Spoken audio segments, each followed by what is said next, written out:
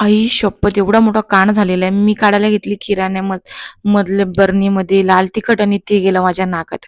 चला स्टार्टिंगपासून सांगते. मी सामान आणायला गेली होती. त्यांचं पेमेंट झालं होतं. म्हटलं चला आपण सामान भरून घेऊया. थोडं-थोडंच घेतलं सगळे सामान, तरी पण भेंडी 4,000-4,500 बिल झालंच भाईसाहब. मी म्हटलं आता पेमेंट पुरतो का नाही महिनाभर. पण असंही कधीच पुरत नाही महिनाभर पेमेंट. मिरची काढायला गेली आणि सगळी मिरची माझ्या नाकात घुसून गेली. नुसत्या शिंका, शिंका, शिंका. आणि मला आहे ना स्वयंपाक करायला जाम कंटाळा आलेला होता. कारण की माझं आहे ना पूर्ण नेक दुखत होती, पूर्ण नेक पेन करत होती. पण म्हटलं चला डान्स करत-करत तरी आहे ना काम करूया. नाहीतर आहे ना पेन जर जाणवलं तर बापरे! मी तर झोपूनच राहील आणि मी झोपून राहिली तर माझ्या पोरीची हालच आहे. मालिश, अंघोळ, दूध पाजणं.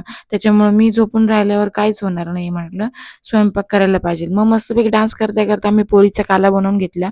पोळी अडीच उरलेल्या होत्या, फेकणार कसं म्हणून काला बनवून घेतला. एकदम सुपर फास्टमध्ये यांनी येऊन मला ना कोथिंबीर कापून दिली आणि मी कढी बनवायला गेली. कढी फर्स्ट टाईम बनवली, पण एवढी क्लास झाली होती, एक नंबर झाली होती. फक्त स्पायसी नाही केली होती बिकॉज ऑफ आईला पण स्पायसी जमत नाही आणि माझी लाडूबाई पण खाते म्हणून मी काही स्पायसी एवढं जास्त केलेले नाहीये. तसं आहे ना, तुम्ही कशी बनवता कढी मला नक्की कमेंट करून सांगा आणि तुम्हाला कढीची रेसिपी हवी असेल तर मला कमेंट करून सांगा. मी नक्की शेअर करेल कढीची रेसिपी.